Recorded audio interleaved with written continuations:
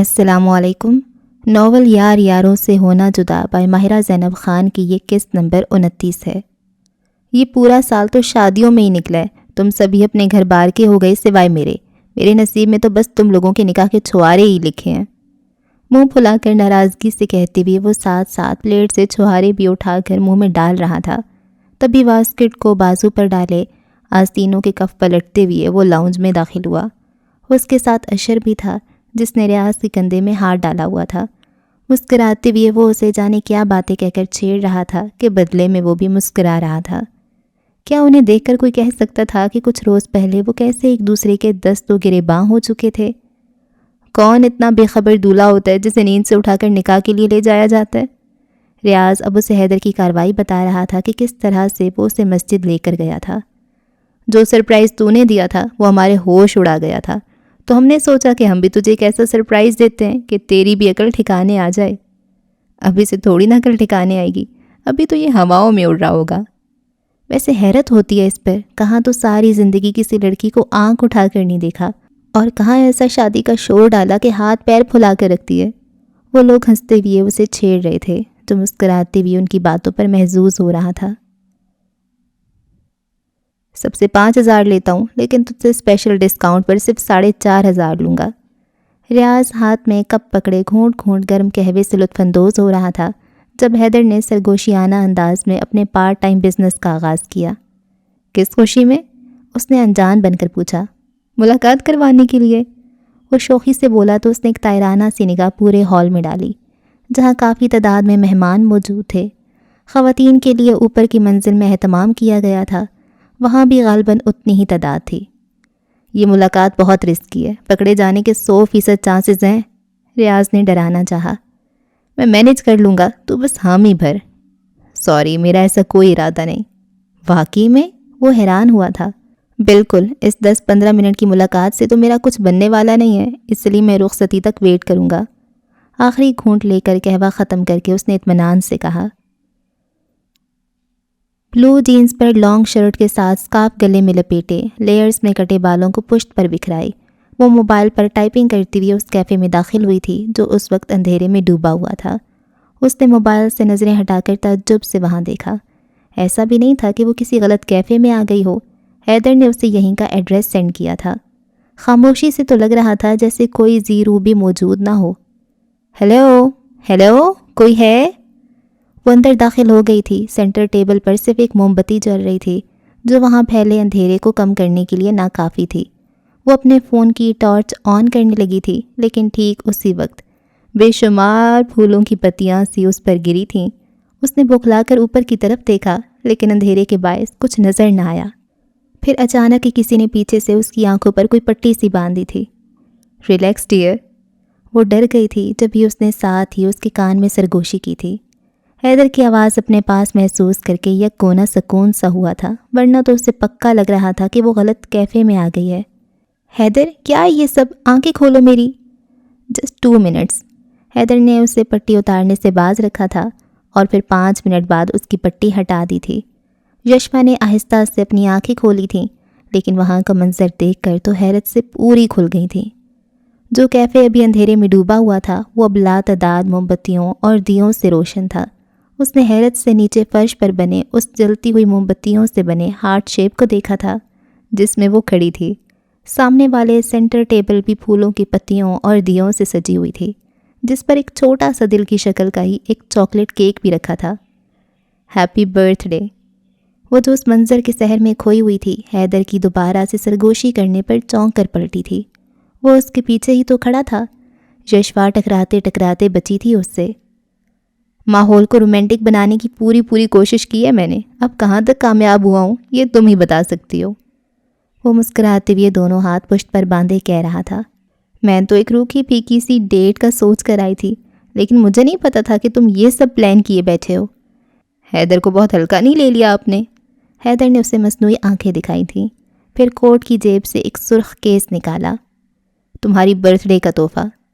وہ منہ پر ہاتھ رکھے بے ساختہ ہنسی تھی۔ حیدر، اور اتنا شریف؟ نہ کرو حیدر، مجھے ہنسی آ رہی ہے۔ دیکھو، میں نے بڑی مشکل سے رومانٹک موڈ بنایا ہے، اسے خراب نہ کرو۔ ہنسی تو اسے بھی آ رہی تھی، لیکن ضبط کرتے ہوئے خود کو سنجیدہ بناتے ہوئے کہہ رہا تھا، دیکھو گی نہیں میں نے کیا لیا ہے؟ اس نے ہتھیلی پر بند کیس رکھ کے اس کے سامنے کیا تھا، جو یشپا سے پہلے ہی حیدر کے پیچھے سے ہاتھ بڑھا کر کسی نے اچک لیا تھا۔ مجھے دکھا کیا لیا ہے؟ اچانک سے جھپٹ کر وہ اب اسے کھولے اندر موجود چیز کا معائنہ کر رہا تھا۔ ڈائمنڈ ٹاپس، تو جیسے غریب سے یہی توقع تھی مجھے۔ اوئے ہوئے، ڈیٹ شیٹ ماری جا رہی ہے، وہ بھی ہمارے بغیر ہی۔ جب تک احمد نے اس کا کیس واپس اس کے ہاتھ میں تھمایا، اتنے میں تیمور بھی کہتے ہوئے اس کے سر پر ایک تھپڑ رسید کر چکا تھا۔ میرا فیوریٹ چاکلیٹ کیک۔ جانے کہاں سے ریاض نکل کر سیدھا اس کیک کی طرف لپکا تھا۔ کیا میں یہ موم بتی بجھا دوں؟ سینٹر ٹیبل پر جلتی بڑی سی موم بتی ہاتھ میں اٹھائے اشر شرارت سے کہتے ہوئے جیسے اجازت مانگ رہا تھا۔ اوے کنجوس، کھانے پینے کا انتظام نہیں کیا تو نے؟ بچی کو صرف کیک پٹر کھانے کا ارادہ تھا تیرا؟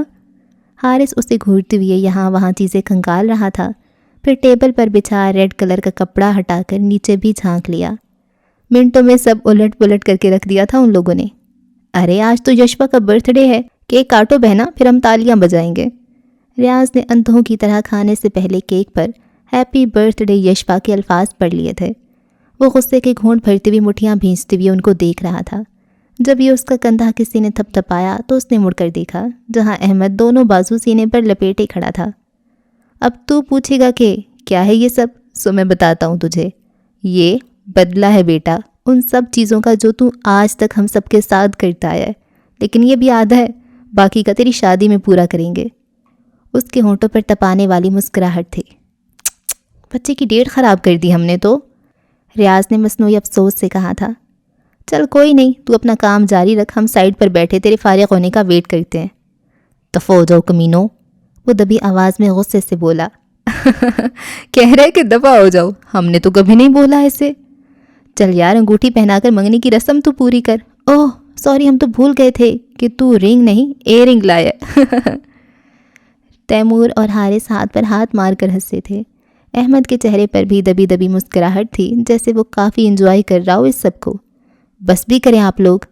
یشپا نے انہیں ٹوکتے ہوئے حیدر کے ہاتھ سے وہ کیس لیا تھا، پھر اپنے کانوں میں پہنی بڑی سی بالیاں اتار کر اس کے ٹاپس پہن لیے تھے۔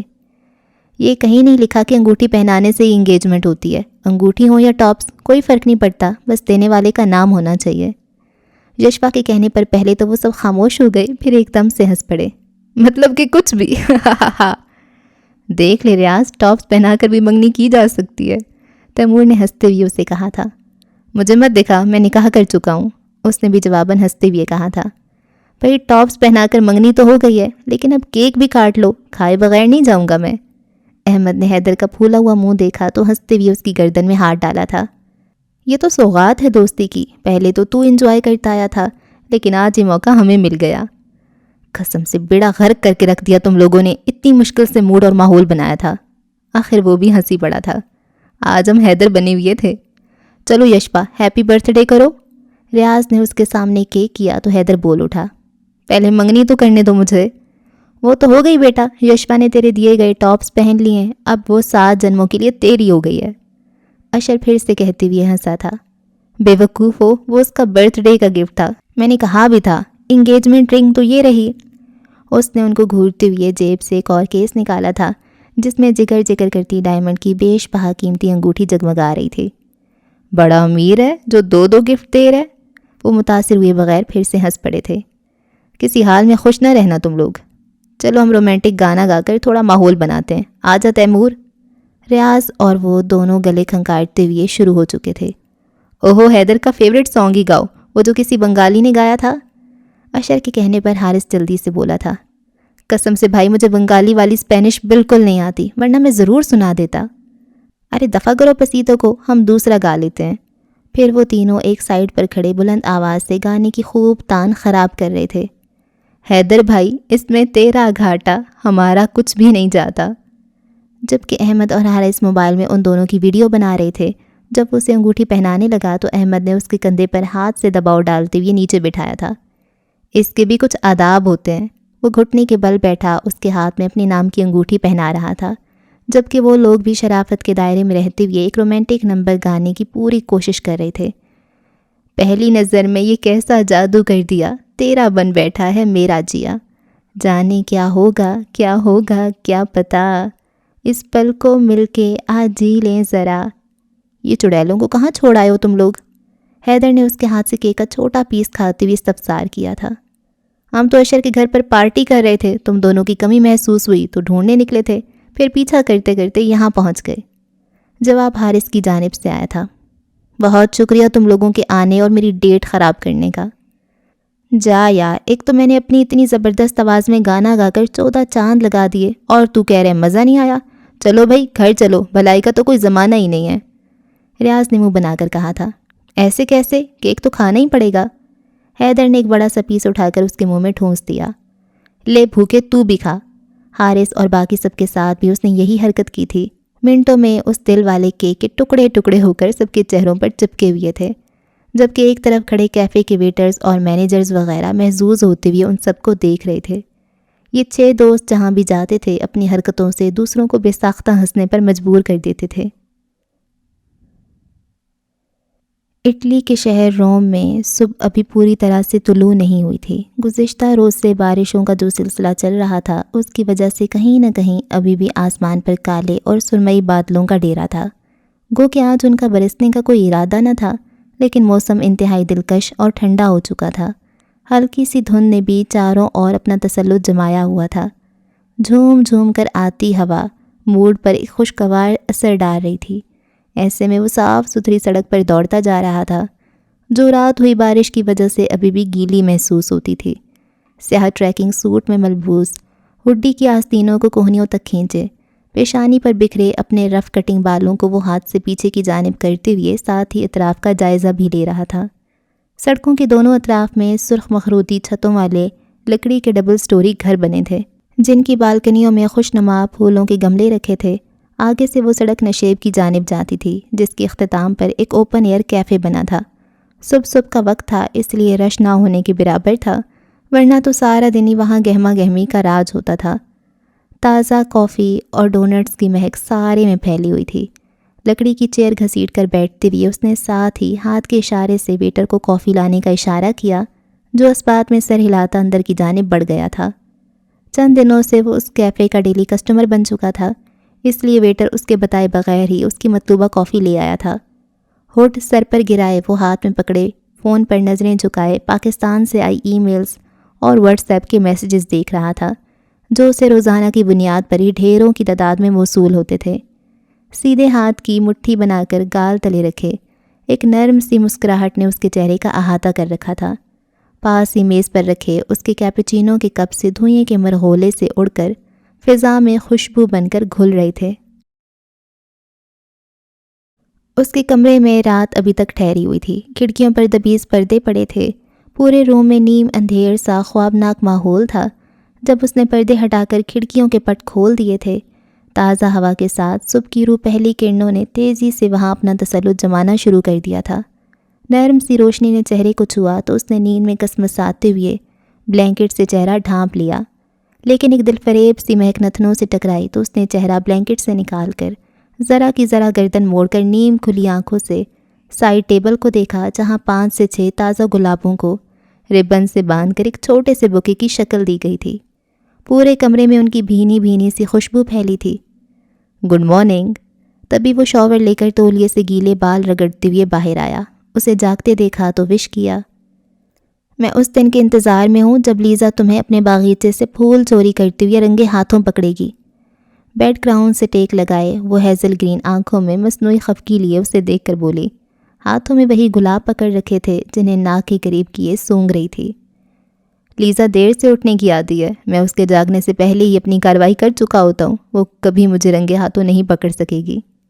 گیلے بالوں میں جیل لگاتے ہوئے وہ ڈریسنگ میرر میں سے زرنور کو دیکھتے ہوئے سادگی سے اطمینان بھرے انداز سے بولا، ویسے بھی شاید اسے معلوم ہے کہ اس کے باغیچے سے پھول غائب کرنے والا میں ہی ہوں، جبھی تو وہ مجھ سے اتنے روب سے گانا سنانے کی فرمائش کرتی ہے۔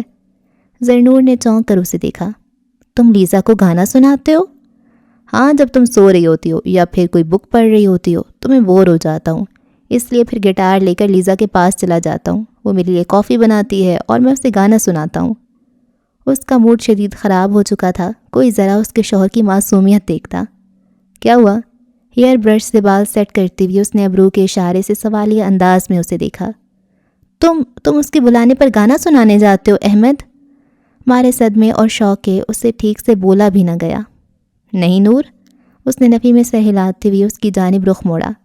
وہ نہیں بلاتی بلکہ میں خود جاتا ہوں۔ اس کے تصحیح کرنے پر زرنور کا مزید خون کھولا تھا۔ اور ہاں، وہ کافی بہت مزیدار بناتی ہے، شاید یہی وجہ ہے جو مجھے بار بار اس کے پاس لے جاتی ہے۔ شانے اسکاتے ہوئے وہ سادگی سے بتا رہا تھا۔ اس کے چہرے سے یہ اندازہ لگانا مشکل تھا کہ وہ صرف اسے ستا رہا ہے۔ میں تمہیں بھی لے کر جاتا ہوں اس کے گھر، لیکن تم کافی پیتی ہی نہیں ہو تو اس لیے۔ احمد کے مزید الفاظ اس کے منہ میں ہی رہ گئے تھے کیونکہ زرنور نے وہی چھوٹا سا بکے اسے کھینچ مارا تھا۔ کیا کر رہی ہو یار، میں اتنی محنت سے تمہارے لیے چرا کر لاتا ہوں اور تم ایسے ناقدری کرو گی؟ وہ خفا ہوا۔ جب اپنی پڑوسن کو گانا سنانے جاؤ گے نا تو اس کے لیے لے جانا، چباتے ہوئے وہ اشتعال سے بولی۔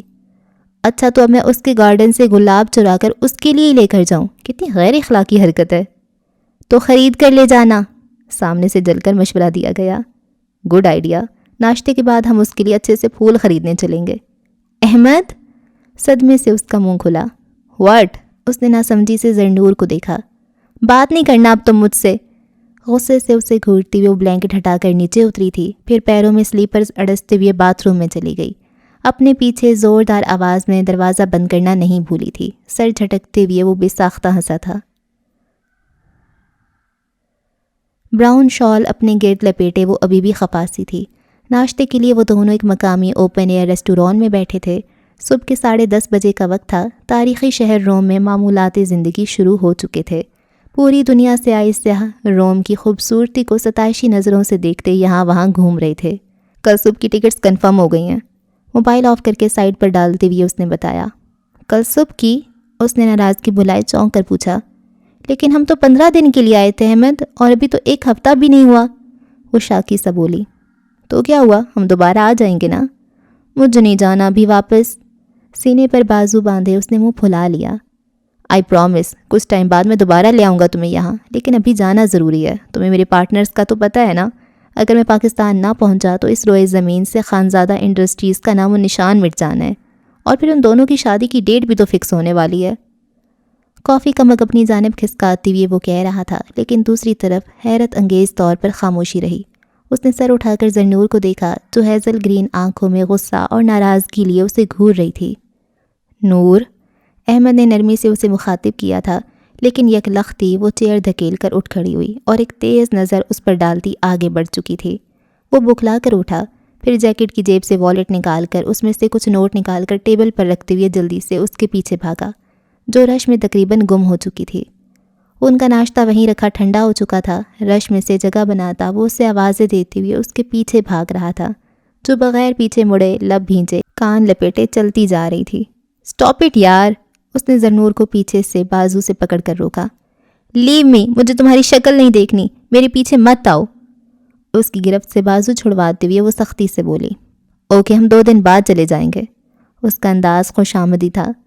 اسپاٹ چہرے کے ساتھ وہ 2 قدم آگے بڑھا کر اس کے سامنے آئی تھی۔ آس پاس کی ساری آوازیں، سارا شور کہیں پس منظر میں چلا گیا تھا۔ اپنے ہاتھ اس کے سینے پر رکھے وہ اس کی گرے آنکھوں میں دیکھ رہی تھی۔ مسٹر ارمان احمد خان زادہ؟ جی میری نور، وہ سو جان سے متوجہ ہوا۔ جہنم میں جاؤ تم، چبا کر کہتے ہوئے وہ ایک قہر بار سی نگاہ اس پر ڈال کر پھر آگے بڑھ گئی تھی۔ کافی دیر کی تلاش و بسیار کے بعد وہ اسے ایک شاپ کے سامنے کھڑی نظر آئی۔ وہ ہاتھ ہلا ہلا کر انگریزی میں کاؤنٹر کے پیچھے کھڑے لڑکے کو کچھ سمجھانے کی کوشش کر رہی تھی، جبکہ اٹیلین نقوش والا وہاں کا مقامی لڑکا بے بسی سے افسوس میں سر ہلا رہا تھا۔ اٹلی گو کہ ایک سیاحتی ملک تھا، پوری دنیا کے لوگ وہاں آتے تھے، لیکن اس کے باوجود بھی وہاں کے شہری انگریزی زبان سے زیادہ اپنی زبان کو ہی فوقیت دیتے تھے۔ ایکسکیوز می، احمد نے اسے شانوں سے پکڑ کر سائڈ پر کیا تھا، جو اس کی آمد سے انجان چونک اٹھی تھی، لیکن اس کی آنکھوں میں پھر سے غصہ امڈ آیا تھا۔ سینے پر بازو لپیٹے وہ قدرے ایک طرف کھڑی احمد کو اٹیلین زبان میں خود کا آرڈر لکھواتے ہوئے دیکھ رہی تھی۔ وہ جو پچھلے 20 منٹ سے اسے نہیں سمجھا پائی تھی، وہ احمد نے چند سیکنڈ میں کر دیا تھا۔ پلیز، کچھ دیر بعد وہ ایک خالی ٹیبل کی طرف ہاتھ سے اشارہ کرتے ہوئے منت سے اسے کہہ رہا تھا، جو تاثرات میں نرمی لائے بغیر سر جھٹکتی میز کی جانب آ گئی تھی۔ میں تو ڈر گیا تھا کہ جانے تم کہاں چلی گئی ہو، اگر گم ہو جاتی تو میں روما میں کہاں ڈھونڈتا تمہیں۔ چیئر گھسیٹ کر اس کے سامنے بیٹھتے ہوئے وہ کہہ رہا تھا۔ احمد کی پیاری نور نے اسے 4 گھنٹے روم کی سڑکوں پر خوار کروایا تھا۔ ڈھونڈنے کی کیا ضرورت تھی؟ مجھ سے جان چھوٹ جانے پر خوشی مناتے ہوئے پہلی فلائٹ پکڑ کر اپنے دوستوں کے پاس چلے جاتے۔ وہ چباتے ہوئے بولی۔ وہ میرے دوست ہیں، احمد نے تکان بھری بے بسی سے کہا۔ جانے کیوں وہ ان سے اتنا چڑھنے لگی تھی۔ اور میں کون ہوں؟ اس نے تنزن پوچھا۔ آپ میری بیوی ہیں، احمد نے زیر لب مسکراتے ہوئے جواب دیا۔ اوہ، آپ کو معلوم ہے کہ میں آپ کی بیوی ہوں، لیکن آپ کو مجھ سے اتنی محبت نہیں ہے جتنی اپنی کافی اور اپنے دوستوں سے ہے۔ ویٹر ان کا آرڈر سرو کر رہا تھا جبھی اس نے آواز کو دھیما رکھا تھا، لیکن لہجہ پرتپش تھا۔ اب اگر میں کہوں کہ تم سچ کہہ رہی ہو تو تم نے پھر ناراض ہو جانا ہے۔ امریکانو کافی کے مگ سے گھونٹ بھرتے ہوئے اس نے شانے اچکا کر اسے دیکھا، لیکن گرے آنکھوں میں بلا کی شرارت چمک رہی تھی۔ ٹیک یور لنچ لیڈی، بعد میں بحث کریں گے۔ احمد نے اس کے سرخ پڑتے چہرے کو نظر انداز کر کے ٹیبل کی طرف اشارہ کیا تھا، جہاں وائٹ ساس، شرمپ پاستا اور بھاپ اڑاتی کریمی کافی اس کی منتظر تھے۔ گہری سانس بھر کر غصے کے بہت سے گھونٹ اپنے اندر اتار کر پلیٹ اپنی طرف کرتی ہوئے وہ اپنے کھانے کی طرف متوجہ ہو گئی تھی۔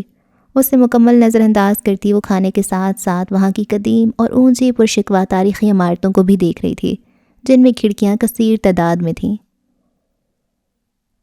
لنچ کے بعد وہ اسے اسپینش سٹیپس لے آیا تھا، جو خاصی بڑی اور کشادہ سیڑھیاں تھیں۔ ان کے آغاز میں ہی سامنے ایک کشتی کی صورت کا خوبصورت سا فاؤنٹین تھا۔ وہاں آنے والے سیاح اسے دیکھ کر اور بہت سی تصاویر بنوانے کے بعد ہی سیڑھیاں چڑھ کر اوپر جاتے تھے، جہاں 2 میناروں والا قدیم تاریخی چرچ تھا۔ دلکش آرکیٹیکچر، آرٹ اور تاریخ تو اٹلی میں قدم قدم پر بکھری ہوئی تھی۔ اس کا موڈ قدرے بحال ہو چکا تھا۔ غصہ اور ناراضگی بھلائے اب وہ دوسرے سیاحوں کی طرح شوق و دلچسپی سے ایک ایک چیز کو دیکھتے ہوئے اپنے فون میں ان کی تصاویر بنوا رہی تھی۔ احمد دیکھو نا، یہ فاؤنٹین کتنا پیارا ہے۔ وہ بچوں کے سے اشتیاق سے اس کا بازو پکڑے قریب لے آئی تھی۔ میری اب تک کی پوری زندگی انہیں دیکھتے ہوئے ہی گزری ہے، میرے لیے یہ کچھ نیا نہیں ہے۔ جینز کی جیبوں میں ہاتھ ڈالے چلتا ہوا وہ لاپرواہ سا بولا۔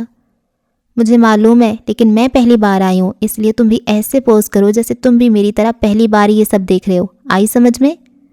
ہوا سے اٹکیلیاں کرتے اپنے بالوں کو ایک ادا سے جھٹکتے ہوئے وہ دھونس دے کر بولی۔ ایک لمحے کو وہ اس کا انداز ہی دیکھتا رہا تھا، پھر اس کے چہرے کے تاثرات کچھ بدلے تھے۔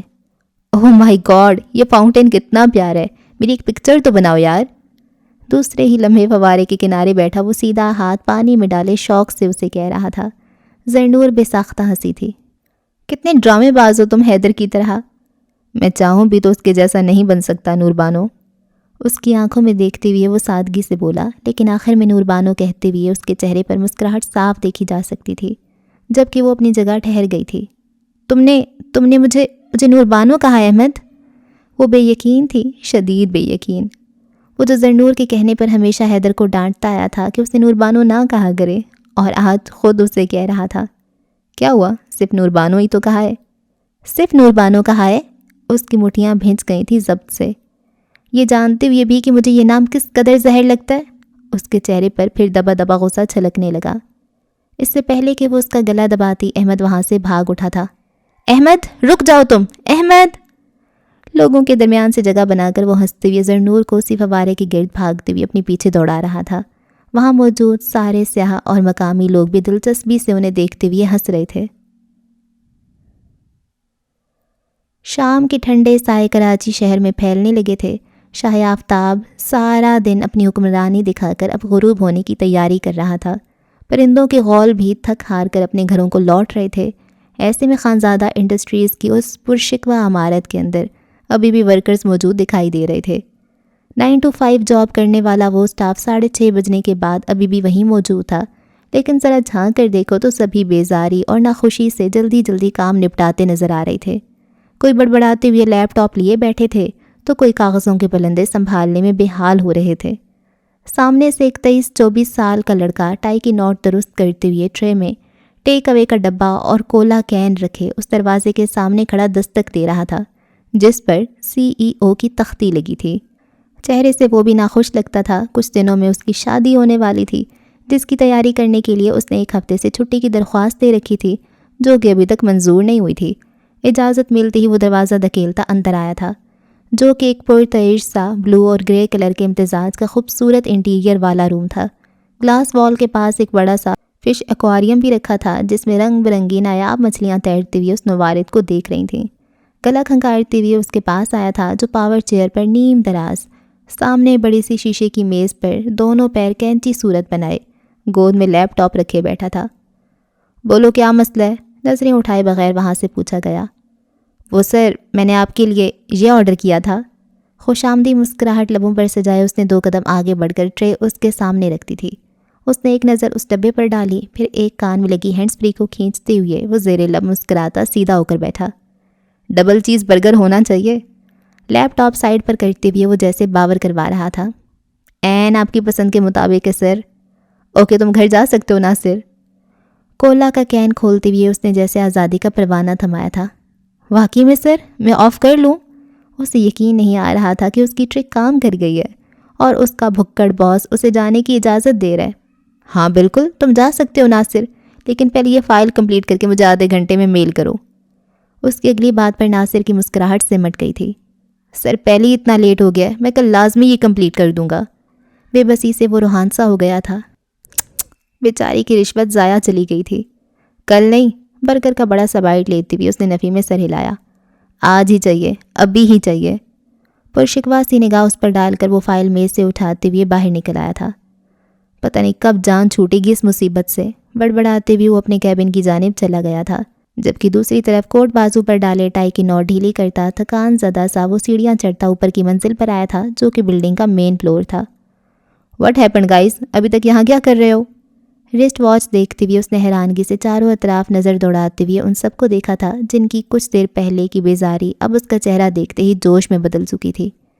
ریاض سر، اٹس ٹو مچ۔ ہماری جاب کانٹریکٹ میں 9 to 5 کا ٹائم ڈیوریشن ہے، لیکن حیدر سر نے ہمیں کب سے حب سے بے جا میں رکھا ہوا ہے۔ وہ ہمیں گھر جانے نہیں دے رہے، وہ اپنا کام بھی ہم سے کروا رہے ہیں اور خود اندر ارمان سر کے روم میں بیٹھ کر مووی دیکھ رہے ہیں۔ سب اپنا کام چھوڑے اس کے گرد گھیرا ڈال کر کھڑے ہو گئے تھے جو دوپہر سے میٹنگ کے لیے گیا ہوا تھا اور ابھی واپس آیا تھا۔ ان بیچاروں کے دکھڑے سن کر اسے ہنسی آ رہی تھی، لیکن ضبط کر گیا کہ کہیں وہ اس سے بھی شاکی نہ ہو جائیں۔ حیدر کی غیبتیں کرو گے تو سیدھا جہنم میں جاؤ گے سارے۔ تبھی وہ ارمان کے روم سے باہر نکلتے ہوئے ان کے پاس آیا۔ چلو سب اپنی سیٹس پر واپس جاؤ، 11 بجے سے پہلے کوئی جانے کا نام بھی نہیں لے گا۔ کل اتنی اہم میٹنگ ہے، کروڑوں کی ڈیل سائن کی ہے، کوئی مذاق تھوڑی ہے۔ سر ہم نے سارا پیپر ورک اور آپ کی پریزنٹیشن تک تیار کر لی ہے۔ اس کے علاوہ داؤد اینڈ سنز اور ملک انڈسٹریل کی کب سے پینڈنگ میں پڑی فائلز کی ساری پرابلم بھی سارٹ آؤٹ کر دی ہے۔ کل آپ سائٹ پر جا کر اس کا جائزہ بھی لے سکتے ہیں۔ احمد کی سیکریٹری حیات نے کچھ فائلز لا کر ریاض کے سامنے رکھی تھیں۔ ہم نے اگلے 1 ہفتے تک کا کام آج ہی ختم کر لیا ہے، اب تو ہمیں گھر جانے دیں پلیز۔ اس نے ہاتھ نہیں جوڑے تھے لیکن انداز منت بھرا ہی تھا۔ کام وام کچھ ہوتا نہیں تم لوگوں سے، بس بھاگنے کی پڑی رہتی ہے۔ تمہارا باس آ جائے تو بتاؤں گا اس کو کہ کتنا کام چور سٹاف ہے اس کا۔ حیدر کے تنک کر کہنے پر ان سب نے پھر شکایتی نظروں سے ریاض کو دیکھا۔ کوئی مسئلہ نہیں ہے، گھر جاؤ سب۔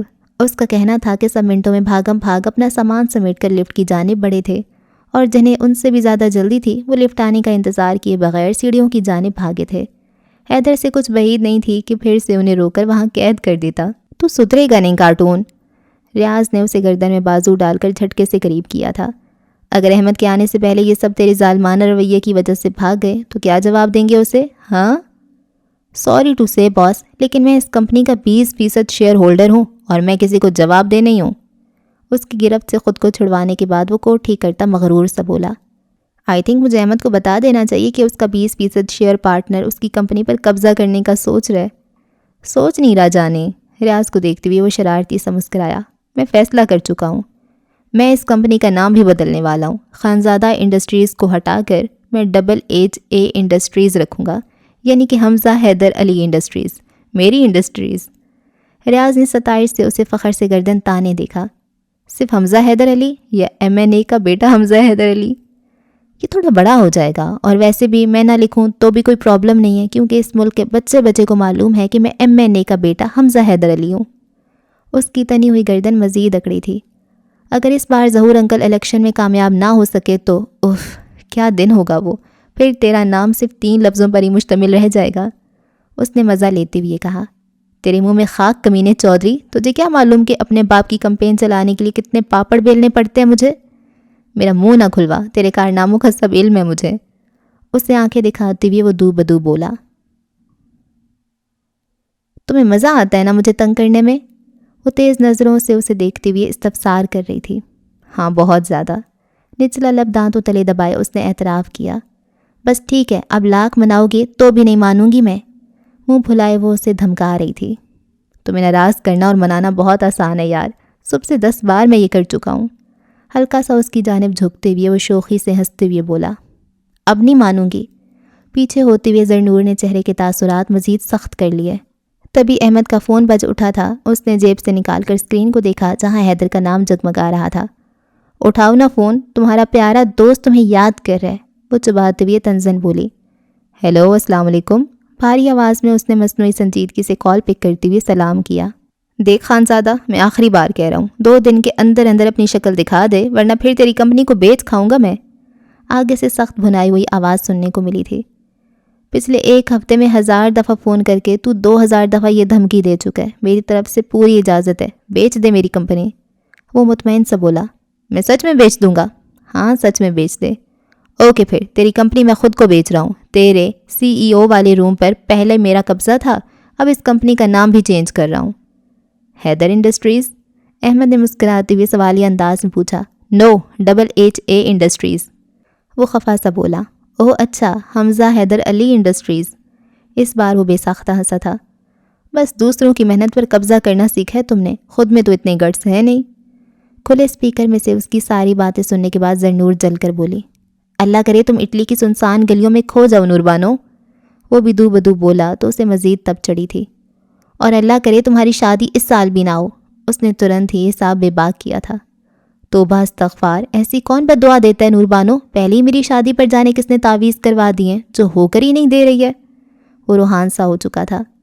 ये तावीज़ का नहीं, तुम्हारे अपने अमाल का कसूर है। उसने सर झटका। मैं तो अपने अमाल ठीक नहीं करने वाला, और अगर तुम 2 दिन के अंदर पाकिस्तान ना पहुँचे तो याद रखना, फिर मैं वहाँ आकर तुम्हारे शौहर को अगवा करके ले जाऊँगा। गज़ब खुदा का, तुम तो कब्ज़ा ही करके बैठ गई हो हमारे दोस्त पर। तुम्हारे दोस्त से पहले ये मेरा शौहर भी है, तुम लोग ये बात क्यों भूल जाते हो? उसका पारा बढ़ने लगा था। इससे पहले कि वो मज़ीद तैश में आती, अहमद ने जल्दी से हैदर को यकीन दहानी करवाने और कुछ हदायतें देने के बाद फ़ोन बंद कर दिया था।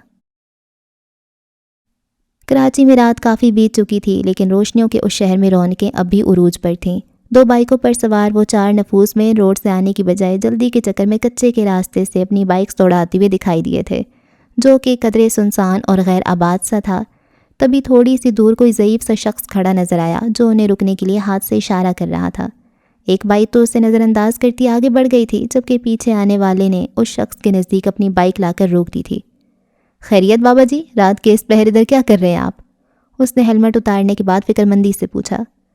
तुम जैसे बेवकूफ़ों को लूटने के लिए, नीचे उतर बाइक से।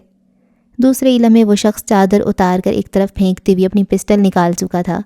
वो दोनों चौंके ज़रूर थे, लेकिन खौफ की बजाय बेजारी सी उनके चेहरे पर नज़र आई थी, क्योंकि जहां उन्हें पहुंचना था वो उससे के लिए पहले ही बहुत लेट हो चुके थे। कराची के शहरियों को तो अच्छी खासी आदत हो चुकी थी। अब तो किसी मोड़ पर ऐसे चोर डाकुओं से पाला पड़ भी जाए तो घबराने या एहतजाज करने की बजाय खुद ही आराम से अपना फ़ोन और वॉलेट निकाल कर उन्हें पकड़ा देते हैं कि भाई सब कुछ छीन लिया, गाड़ी भी ले ली, कम से कम किराए के पैसे ही दे जा। अगर कोई रहम दिल होते थे तो 300-400 रुपये फेंक जाते थे, वरना तो फिर पैदल मार्च करते हुए अपने घर की जानिब जाना पड़ता था। चले, मोबाइल निकाल। पिस्टल का रुख उनकी तरफ किए वो उजलत में तेज़ लहजे में बोला। देख भाई, तुझे ये बाइक लेनी है तो बेशक ले जा, 2.5-3 लाख से कम की नहीं है। तेरी ज़िंदगी संवर जाएगी, लेकिन फ़ोन नहीं दूंगा मैं। दोनों हाथ उठाए उसने साफ इनकार कर दिया था। फजूल में ही ले जा, मेरे अब्बा की हक हलाल की कमाई से ख़रीदी हुई बाइक है, मैं ऐसे ही इसको ले जाने दूँ?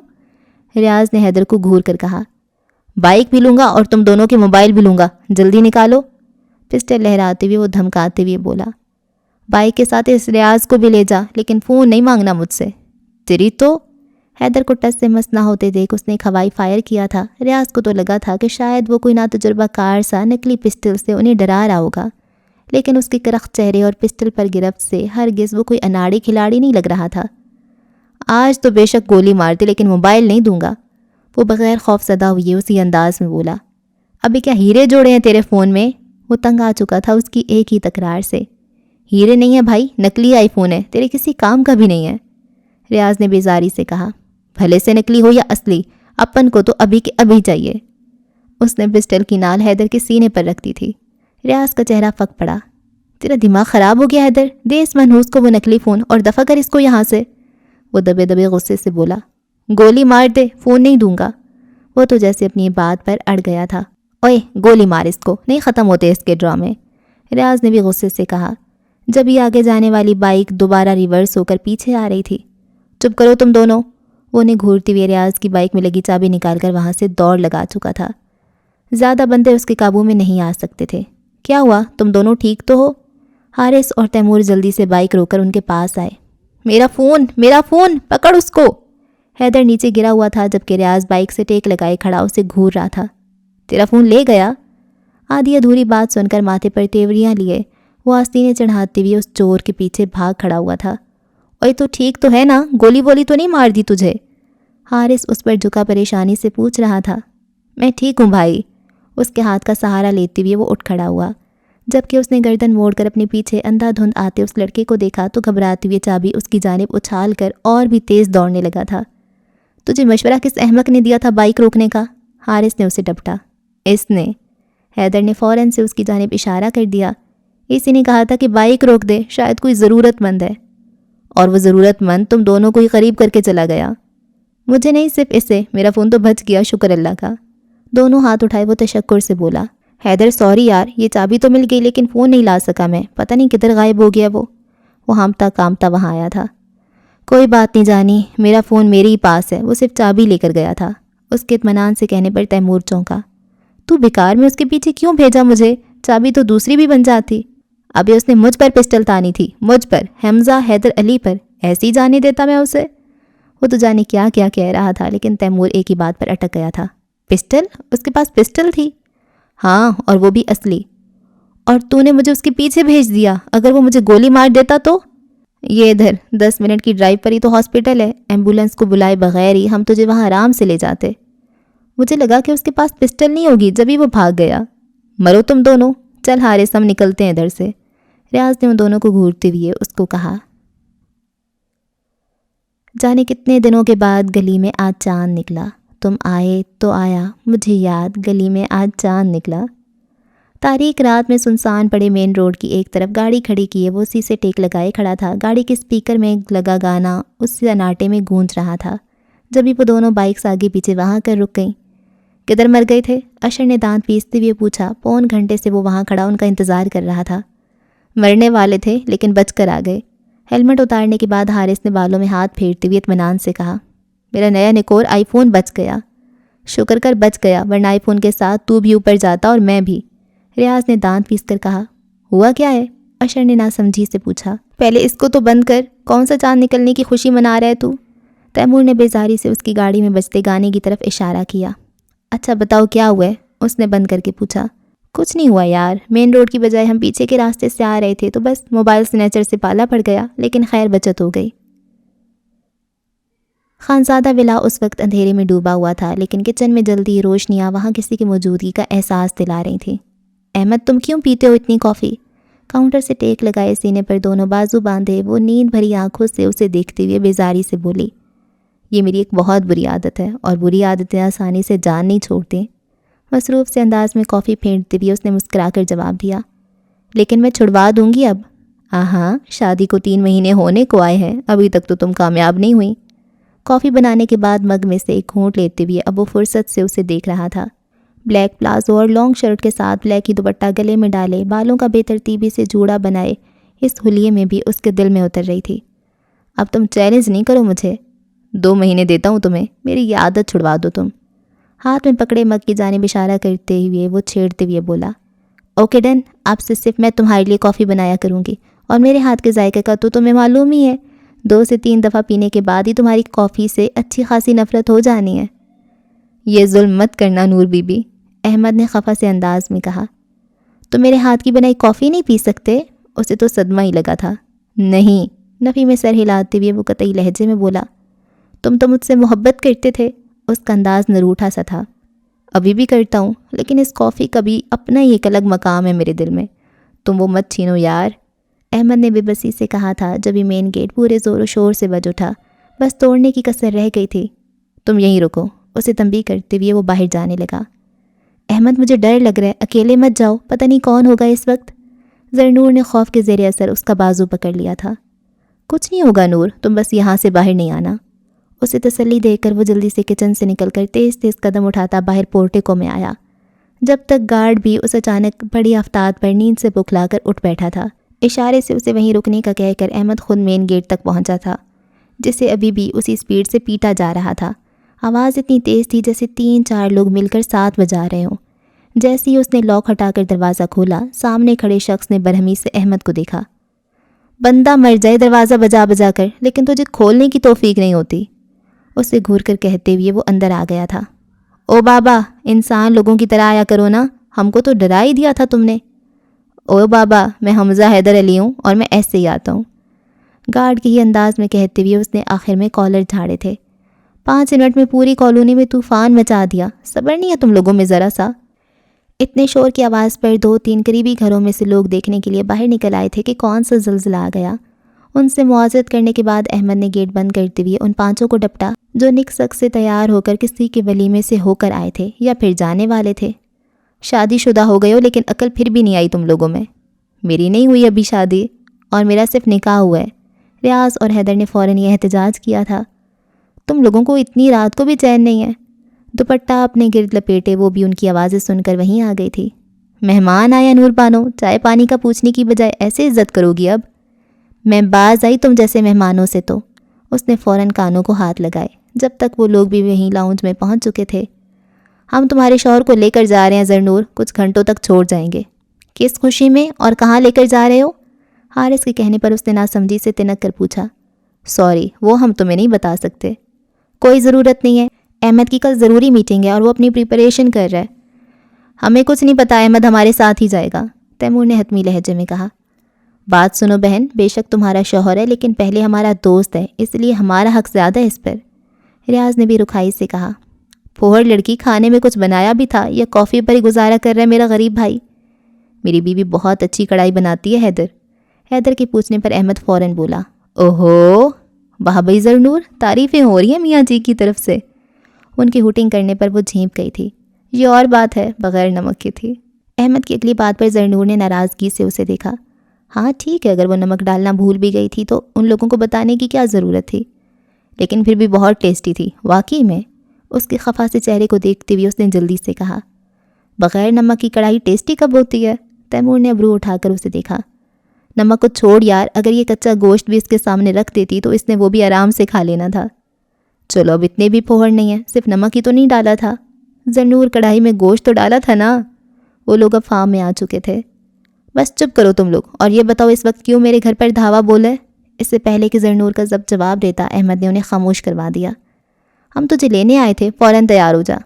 میں اس وقت کہیں نہیں جا سکتا، سوری، اس نے فوراً ہاتھ کھڑے کر دیے۔ یار تو بس جا کر تیار ہو، تیری بیوی سے اجازت ہم لے لیں گے، اشر نے شرارت بھری سنجیدگی سے کہا۔ احمد کہیں نہیں جائے گا، وہ چبا کر بولی۔ جانے تو پیاری بہن، آتے ہوئے تمہارے لیے آئس کریم لے کر آئیں گے، تیمور نے پچکارتے ہوئے کہا۔ نہیں کھانی مجھے، رکھی ہے میرے فریج میں، اس نے نخوت سے جواب دیا۔ لیکن جب حیدر اور ریاض کو تیر کی تیزی سے کچن کی جانب بھاگتے دیکھا تو بے ساختہ خود کو کوسا۔ اتنی دیر سے آئے بیٹھے تھے، پہلے نہیں بتا سکتی تھی کیا؟ دوسری لمحے وہ دونوں آئس کریم کا پورا پیک اور چمچ لے کر دوبارہ وہاں آ چکے تھے، پلیٹ پیالی لیے بغیر اسی میں شروع ہو گئے تھے۔ انہیں باتوں میں لگا دیکھ کر وہ پہلے ہی وہاں سے جا چکا تھا، اور پھر آدھے گھنٹے بعد ہی وہ سفید شرٹ پر براؤن جیکٹ پہنتا نیچے اترا تھا۔ صرف 2 گھنٹوں میں واپس آ جاؤں گا، اس نے زرنور کی آنکھوں میں دیکھتے ہوئے نرمی سے کہا۔ ہم 3 گھنٹے بعد خود ہی چھوڑ جائیں گے، 2 گھنٹے بعد ہی مجھے یہاں نظر آنا چاہیے، اشر کی بات پر اس نے ضبط سے کہا۔ تم 1 گھنٹے کے لیے سو جانا، کیونکہ یہ 3 گھنٹے بعد ہی نظر آئے گا، ریاض نے آئس کریم ختم کرتے ہوئے اطمینان سے جواب دیا۔ تم لوگ بتا دو مجھے کہاں لے کر جا رہے ہو اس کو؟ ہمیں ایک لڑکی پسند آئی ہے اپنی بھابھی کے طور پر، لیکن لڑکے سارے بک ہو چکے ہیں، تو اسی لیے سوچا احمد کا ہی دوسرا نکاح کروا دیتے ہیں، بس اسی لیے لے کر جا رہے ہیں۔ حیدر کا انداز لاپرواہ سا تھا۔ او پاگل، تجھے منع کیا تھا نا یہ بات ابھی اس کسی کو نہیں بتانی، تیمور نے اسے آنکھیں دکھائیں۔ او پاگل، تجھے منع کیا تھا نا یہ بات ابھی کسی کو نہیں بتانی، تیمور نے اسے آنکھیں دکھائیں۔ ہاں، میرے منہ سے نکل گیا، سوری بھائیو۔ اور ہاں نور بانو، ہم اس کا نکاح کروانے بالکل نہیں جا رہے ہیں، تھوڑی دیر کے لیے لانگ ڈرائیو پر جا رہے ہیں، بس ابھی واپس آ جائیں گے، دوسری لمحے وہ لاپرواہی سے بولا۔ احمد، زرنور نے شاکی نظروں سے اسے دیکھا۔ مذاق کر رہے ہیں یار، ہم سنجیدہ ہیں اور بالکل بھی مذاق نہیں کر رہے۔ اوکے جی، تو اس ایپیسوڈ کو یہاں پہ ختم کرتے ہیں، اور حیدر کی انگیجمنٹ ہو گئی ہے، اور یہ لوگ ہنی مون سے واپس آ گئے ہیں، اور ہاں کہانی چل رہی ہے، تھوڑی سی رہ گئی ہے، آگے دیکھتے ہیں ہوتا ہے کیا۔ اگلی قسط میں ہوتی ہے ملاقات، رکھیں دعاؤں میں یاد۔ اللہ حافظ۔